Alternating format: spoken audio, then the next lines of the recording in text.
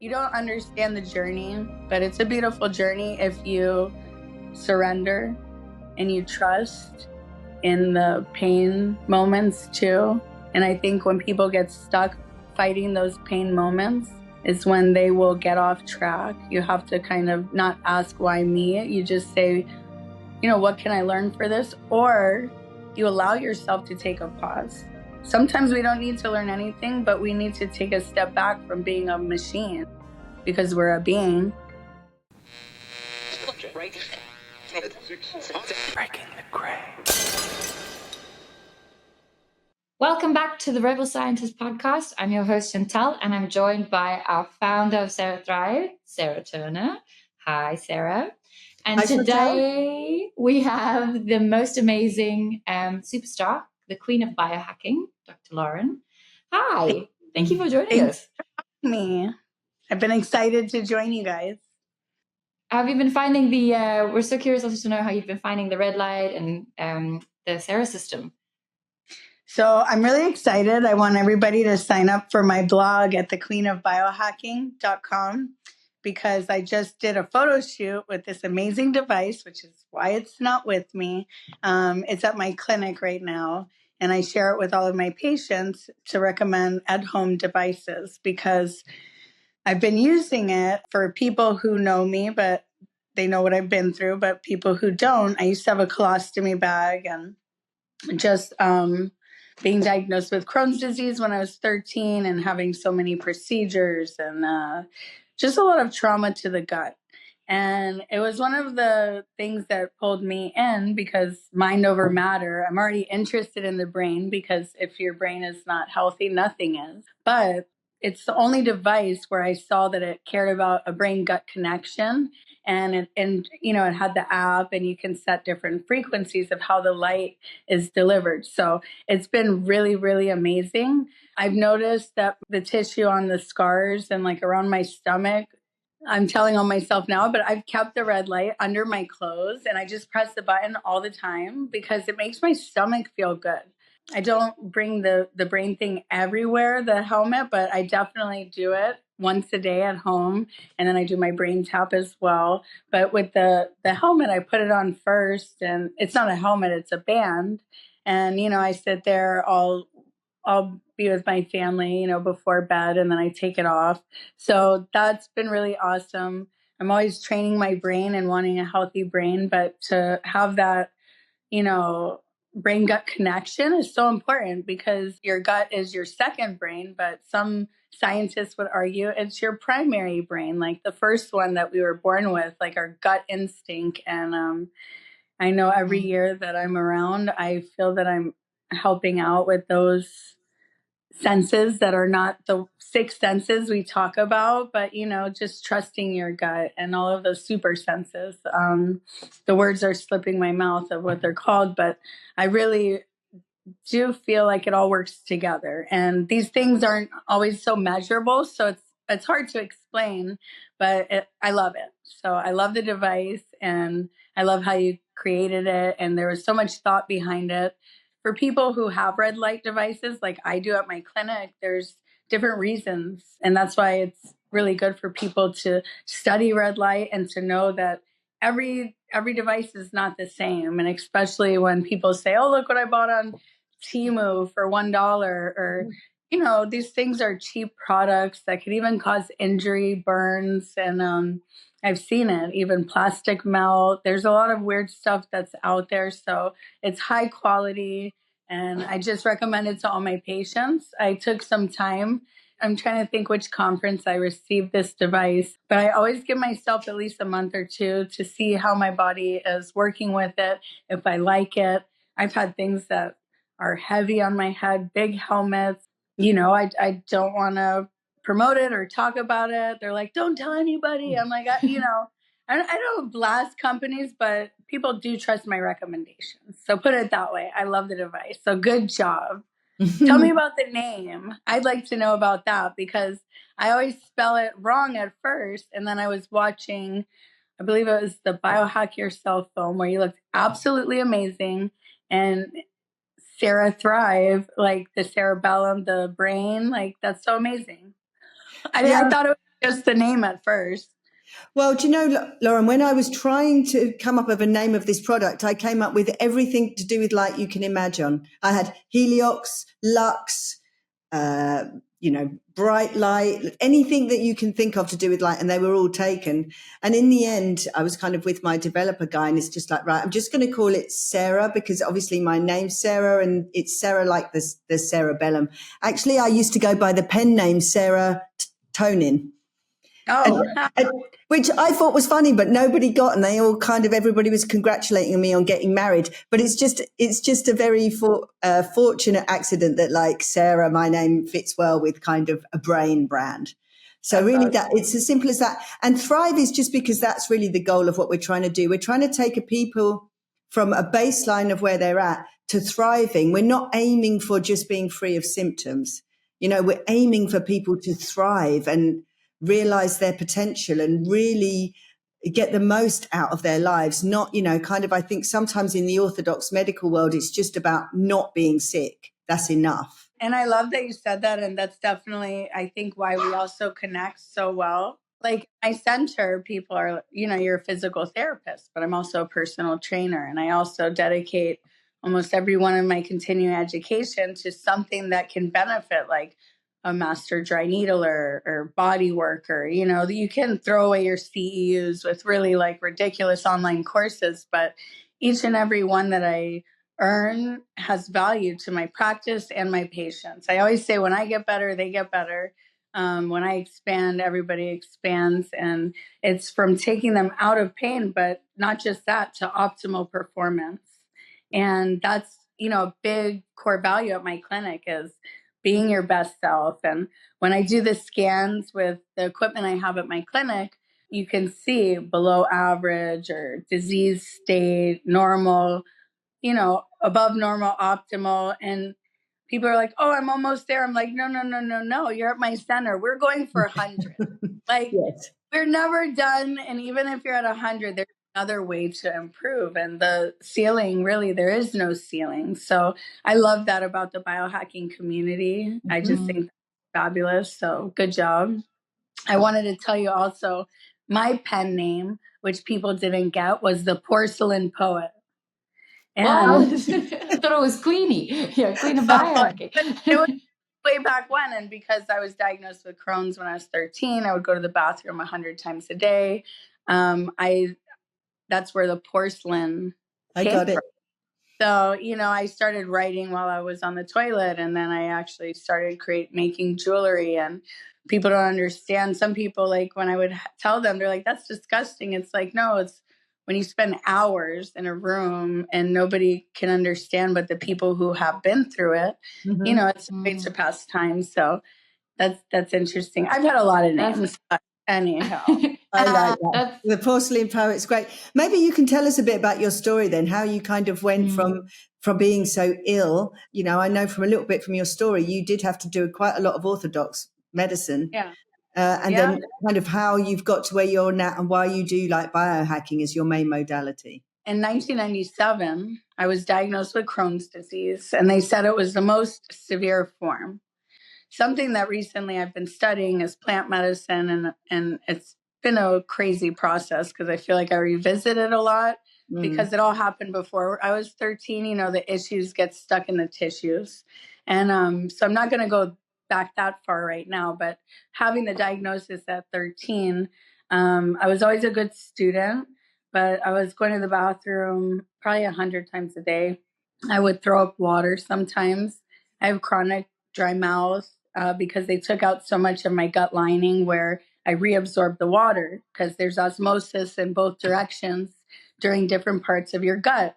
Mm-hmm. So they said, you're going to be dehydrated. So that's why I love IV therapy. So even though there's a surgery that, took out part of my intestine, there's a biohack to support my body. And just to go off topic for a second, I was on a panel one time and there was a traditional doctor who was on the panel with me, and they disagreed with a lot of my practices. And I'm surprised they were at a biohacking conference. But as I maintained my cool, I just told her, yes, IV therapy could put someone susceptible to infection, right? But someone like me, you weigh the pros and cons, and that's what biohacking is cool.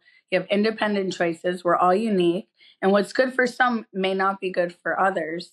And I think that's pretty cool, having a freedom of health choices. So for me, like, I could talk to you and have my lip up here if I wanted to. I get IV therapy all the time. I love it.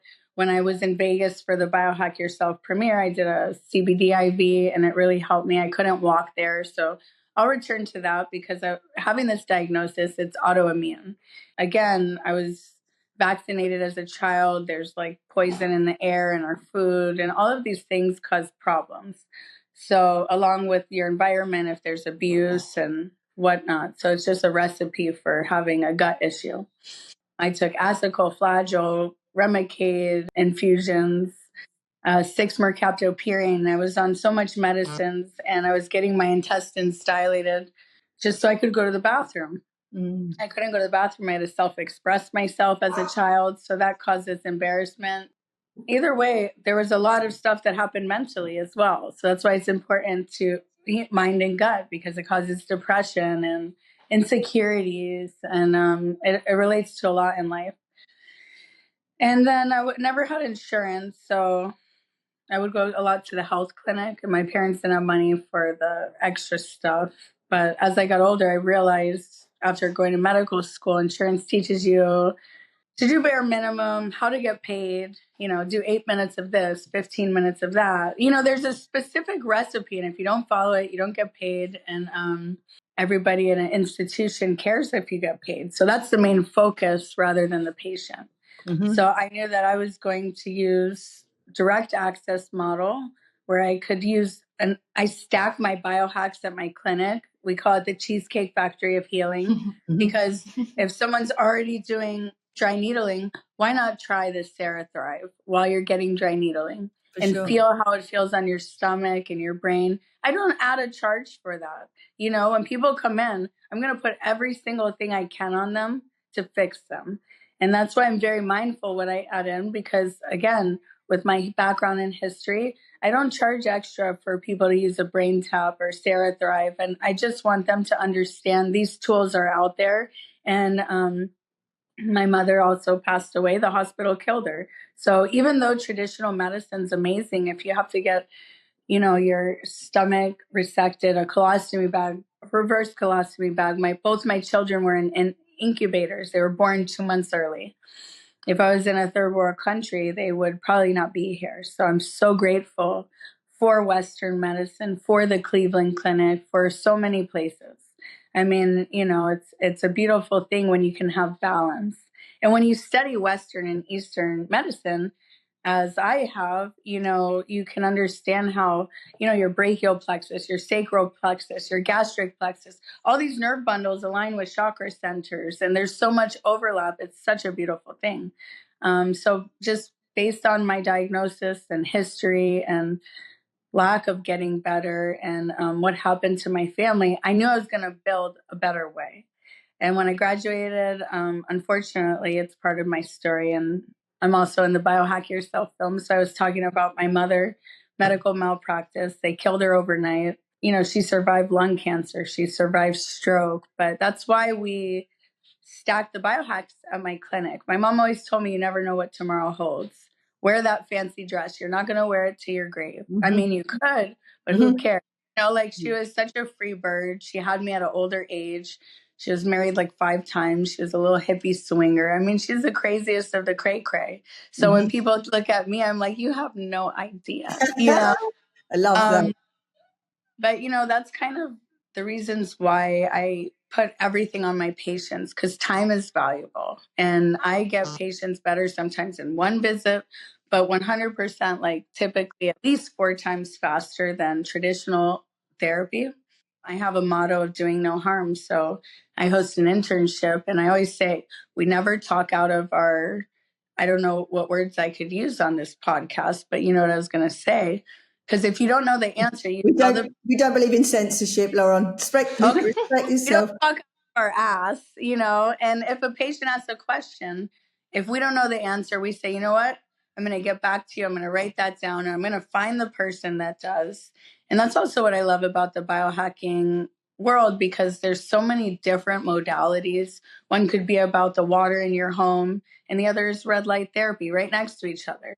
Yeah. So there's always competition and weirdness in industries, but those people don't last. You know, I've been at conferences and they're like, this person's a this and this person's a that, you know, until we have research upon everything times 25 years. But anybody who truly knows research, always there's a bigger population that we should study. More research is needed. So, you know, we're here to provide that information. And I'm just glad to be on the forefront of Maha. Like, how amazing is it that people are starting to listen? You know, someone the other day goes, you know, chiropractors are starting to biohack. I'm like, yeah, they are. You know, and like they've been biohacking, and there's some doctors that have been doing unorthodox. I've been called unorthodox in the newspaper, and like quack, you know, and it's like, no, now it's biohacking and it's cutting edge technology. That's right. Yeah. You know, that's why you should trust your gut and your brain, because laws can change, but this is really telling you what's the right path. So what a great device to strengthen those two. I was just going to ask, you know, you're speaking about, because you have such an amazing, I mean, you're on the forefront and you've had all these years of doing this now, but is there a moment for you that was quite pivotal in terms of like moving from modern medicine, or like really struggling with where you were struggling, where there was like one biohack or someone that introduced you to a different way of thinking or a certain modality that really started? 100% yoga saved my life. Yoga saved my life, and I saved my life before I even knew about biohacking. When I was in that situation, plant medicine and yoga. I've always meditated. My mom had me when she was 40, and again, she always made jokes. She was tired by the time she had me, so she dragged me along everywhere she went. And she would do drummings on the beach. I would go to Reiki circles, women's circles, you know. I was a little floating goddess butterfly since I was born, barefoot, you know, and so I'm grateful for those experiences, because being hospitalized, intubated, pregnant, also unfortunate, you know, abuse that I've had, if you can disconnect from your human body, you can really survive almost anything. If you keep breathing, you know, we have to keep the science there, you know, but so I was intubated at times. Having being intubated was probably the worst time of my life, and I do think it's because your breath is your life, and my brain kicked in, and that was also a pivotal point, because something was breathing for me, and my brain was just so smart. Like, it was unreal. I looked at the clock and I'm like, oh, I should breathe 16 to 20 times per second. I'm breathing at this, the rates, like, you know, it was just constant numbers, and like my whole body and my awareness was. And then, you know, I kept pressing this button and the nurse moved it. And of course, there's not the nicest healthcare people. And then people can say, oh, ICU, acquired psychosis, which is terrible for someone who, you know, I fear for people who have the knowledge like we do, because when you're being intubated and people are shoving opioids and morphine and Dilaudid, and I mean, I had a drip and then I had extra, and then they just, I mean, that's the respiratory depression. You know, they just kept knocking me out. And it's because I wanted to be moved every 20 minutes because of pressure ulcers, which is what I received. You know, I didn't get the range of motion I should have. I lost every single tooth in my mouth. I had to replace with implants. Wow. I actually just took out my extensions because I lost my hair from nobody brushing it. And even though my family would come and visit, there's just a lot of bad stuff. So even though Western helped me, I had to disconnect with my brain and meditate and float away and think of the greater good. And my body knew that's when I knew, like, you're going to be stronger than this. There was a day you're going to, you know, you're going to help people. Somehow this is going to help people, you know. And I remember I got up because the nurse moved my button. I also, you know, studied all of this stuff. I've worked in the hospital, so I pulled all the wires out of the wall. And then that's when I knew that the administration team would come down, like, because the heart monitors and everything. And that's my secret, guys. wires out of the wall. Rock and roll. Hospital hacks right here. So, I did it like 3 times, but they could bind you to the bed. I mean, it could get super torturous, especially when they say you're incapacitated, but 100% Very sad. able before on the second time to write on a piece of paper. I'm 100% completely alert, oriented. Get this shit out of my fucking mouth or I'm going to freak out, because my family even came. They called and they're telling them I'm crazy. And I'm like, it was terrible. The guy saw it. He saw my clipboard and he's like, pull this shit out of her right now. And I remember from that day I got up, was walking the hallways. There was another person there. And my heart goes out to people because I've been through so much, but I also know people who are still there. The person looked at me. They were maybe like severely overweight. I don't know. I'm not going to say how much they weighed, but they also had a big scar from brain cancer. And she was laying in the bed and looking at me. And my ribs were attached to my ASIS from being in the hospital bed for 9 months. I was walking down the hallway, hunched over, grasping to the IV pole. Yeah. And I thought I looked like a crypt keeper, and I was like, mind over matter, right? But I was building a world where, oh my God, woe is me. And I passed this girl's hospital door and she said, I wish I could walk like her. I remember I took 1 or 2 steps and then I turned around, like I got the chills and I said, why not? Get up. Like you haven't even been through what I've been through. You've been through other things, but you're overweight. You could do this. I'm a trainer. You can get up. And it was so crazy. I started going around and helping the people. The nurse would come in my room because I was there so long. I ordered aromatherapy. I did meditation. So having that meditation practice is awesome. And people started coming to me for advice, and then I'm like, this is what I love. And it really charged my battery. Having my children to go home to charge my battery. And again, a lot of projection that became to reality still charges my battery because I made it become true and I still do every single day. And now that's what I also give others. Like I'm coaching others. And one day I ran into Dr. Porter. I got the brain tap. I'm like, I'm going to speak one day. Then I became a speaker. So it's pretty awesome. You don't understand the journey, but it's a beautiful journey if you surrender and you trust in the pain moments too. And I think when people get stuck fighting those pain moments is when they will get off track. You have to kind of not ask why me. You just say, what can I learn for this? Or you allow yourself to take a pause. Sometimes we don't need to learn anything, but we need to take a step back from being a machine because we're a being. A lot of times people say, what can I fix for you? How can I help? Absolutely nothing. I just need to be, and I think that's beautiful. And that's also like the bringing it back to the SeraThrive, because I know we're going soon, but to help with the brain and the gut, especially pulling that part of the story out. Yeah, and sovereignty, don't you think, Dr. Ron? It's all about sovereignty. Like what I'm hearing from your story is that you are taking control of your own health. You're in a terrible situation, but you're going to make the best of it. And not only that, you're going to try and help people who are around you, no matter how bad you are. You're always going to find someone who's worse off, and that you can always help that person. But having sovereignty over your own health is so important, especially right now. There is a lot of changes. Having all these technologies or like you say, breath work or yoga where you can be the one in charge of your health. 100%. And even if we talk about something, we said no censorship, but even if someone chooses to be vaccinated or not, having the stress of like, what the fuck in the world, like everybody does what they do that is best for them in their world.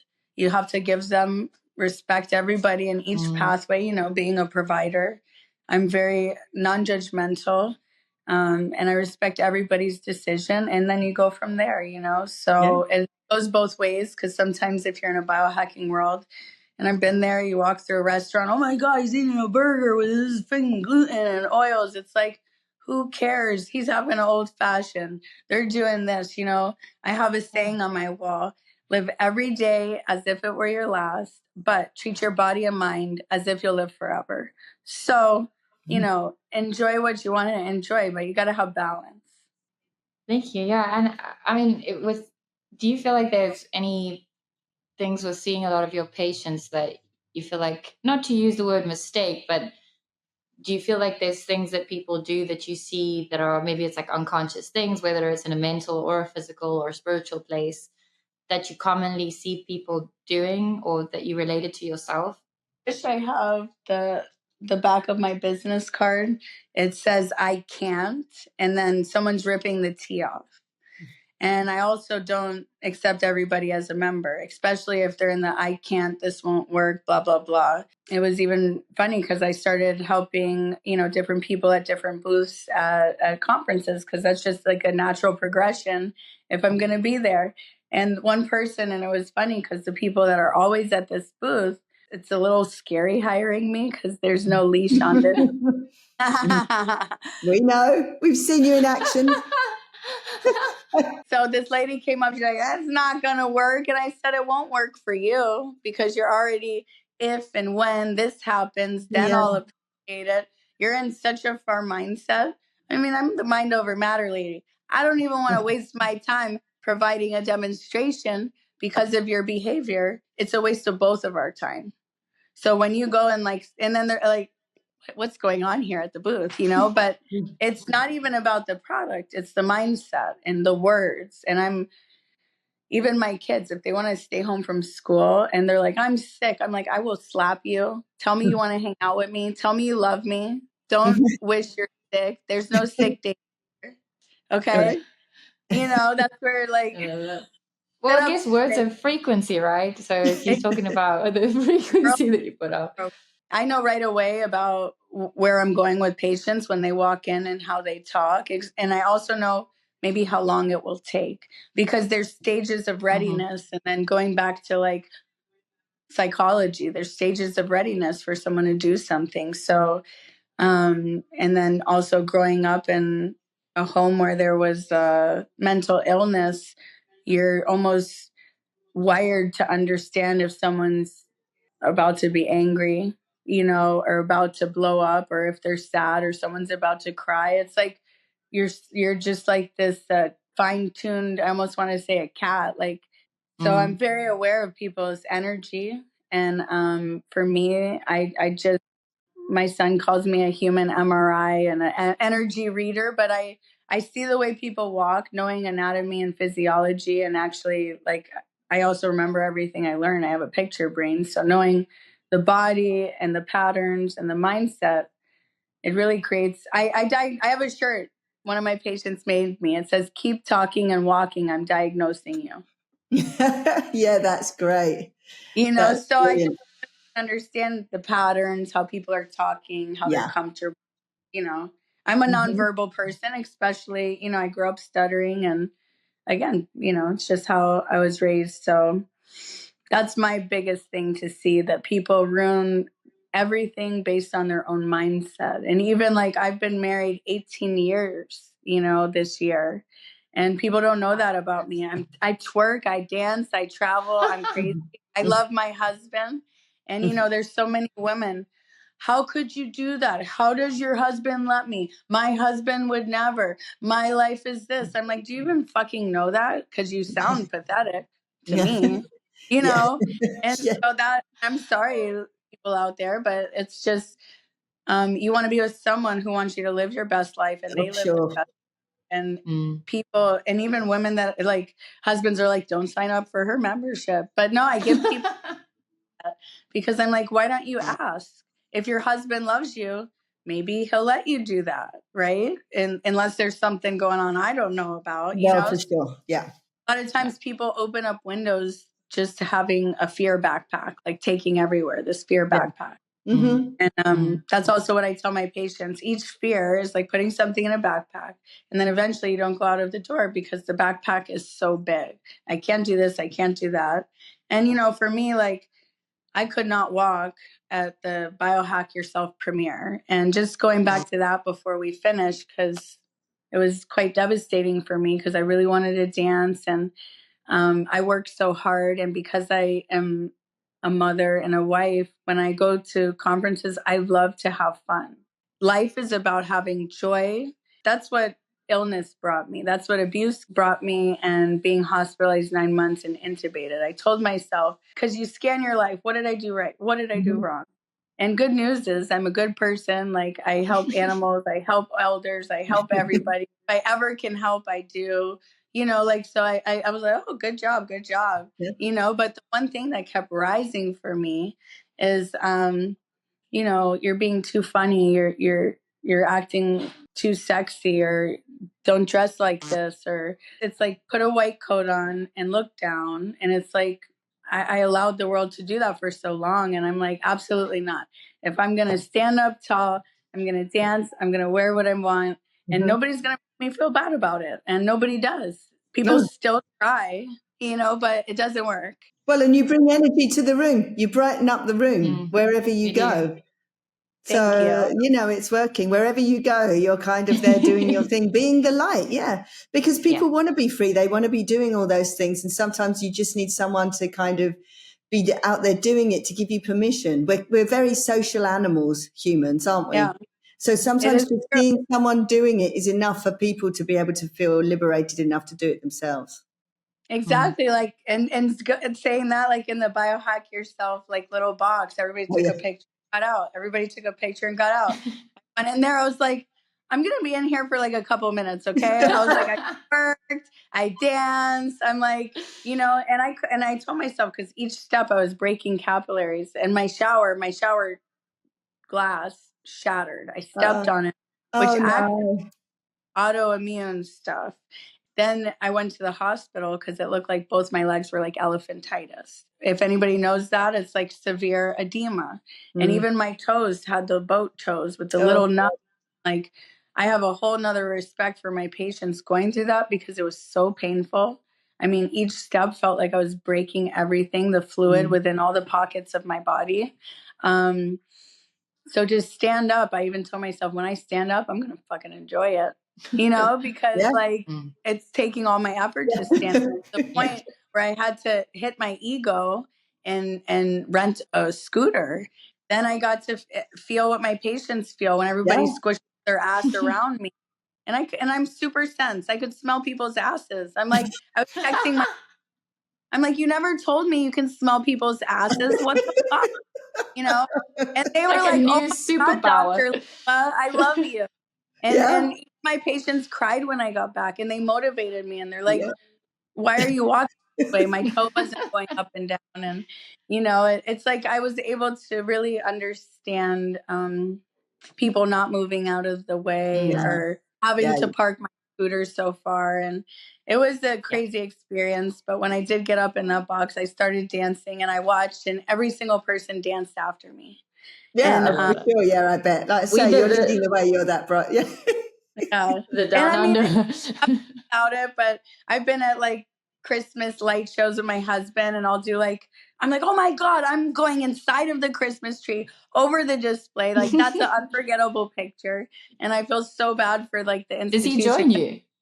Well, no. And every single family after me, it's like nobody in front of me, but every single buddy, they're like, she did it, I'm doing it. And then it's like the whole ant line changes. Yeah. So we are the Queen Ants. I love it. Yes, you are the Queen. Dr. Before we go, I just wanted to we started doing this thing called it's our rapid fire questions. So I wanted, kind of like a yes or no, sleep trackers. So if I say the word sleep trackers, must have or overrated? Must have. Okay. Cold therapy, essential or torture? Essential. I did it today. Peptides, future of anti-aging, or too soon to tell? Too soon to tell. And then biohacking for women, underrated or overcomplicated? Underrated. Fasting? Nice. Longevity key or situational? Longevity key. I love fasting. Do you do like the intermittent fasting, or do you do fasting according to your cycle? I also don't eat if I'm not hungry. My mom called me an heiress. I do encourage all my patients to try not to eat solids 1 day a week and maybe 2 days a month, because it's good to give your body a rest. Me not eating for 9 months while pregnant, unfortunately or fortunately, I hardly get hungry. So for me, it's like I get a dip in my blood sugar, But whenever my body, or even when I travel, that's the worst actually. Like going to conferences, like my body gets all these toxins. So I think I'm going to start fasting during conferences, but don't mark my words if someone takes a picture and I got food in my mouth. But, you know, I just think fasting is great. Liquid diets, I love, you know, for me, for my gut, it really helps. And then bringing it to my patients who are trying to lose weight or who have these plateaus, it's almost like I'm putting you in military boot camp. And before we change everything, how about you meditate? And I do silent retreats. I host silent retreats, silent meditations, eating while you're not talking. So many people, what am I going to eat? And they open the fridge. What should I eat? I'm hungry. What should I eat? I'm like, you don't eat till you can taste your food in your mouth, exactly what it is. And you get exactly what that thing is, you know? So there's different mental practices that have nothing to do with food choices. It's more of like this connection that it's just consistently going. And again, with trauma, abuse, I've seen people get gastric bypass surgery, stretch it back out again, eat and throw up, eat and throw up. And like they still have the same things going on behind the window. Yeah, of course. You know, and you have to change those things. And when it comes to food, then we can go through like eliminating things, substituting things. But for me, I literally don't even go to the diet at first. It's all about the mind. And I have people write a food diary. I always tell them, you know, and they're shocked. I say, you know, you're going to lie to me, and that's okay, but you're going to bring awareness to yourself. They're like, why would I lie to you? I'm like, trust me, we're going down this road. Like nutrition, you know, and I'm just and like, maybe you won't lie to me. There's a 10% that don't lie to me. 90%, they're going to have this. They're not going to tell me everything, and that's okay. But we're going to get to where you want to be. Yeah. And I was a that's nutritionist for a while, for sure. I had exactly the same thing. After about 3 weeks, you know, it starts to come out after the food diary's been handed in, right? Then it starts to come out. Yeah. Yeah. Like you're like, oh, maybe I don't drink that much water. I just use this as a weight to walk around with. I went for sugar more than just once a day, like a million times a day. And yeah, for sure. Amazing. Yeah, so well, thank you so much for joining. Well, thank you. It was such a joy. I mean, honestly, we could chat for ages. So I'm looking forward to catching up. We're going to be in Miami soon. So we're going to be seeing you doing your biohacking queen thing. Yes. And where can people find you? Yeah. Oh, no. Oh, I was going to say I'm doing a silent vibes meditation in Miami. So great. Is it while we're there? Yeah, it's going to be at the Biohacking Expo. Yes. People can find my center in Tampa, Florida. I have 2 locations, but I also see people all the way across from Germany and around the world, telehealth. I traveled to the conferences, and you can find me at the exerciencecenter.com, queenofbiohacking.com, or just contact SeraThrive, and they'll say, there you go. For sure. We'll put all of this in the podcast notes so people can find you there too. So thank you so much for coming on. We're really looking forward to hanging out with you. Can't wait to see you soon. Thank you. So if you love this episode, please subscribe, share, and leave a review. And we'll see you soon. Bye. Bye. Breaking the gray.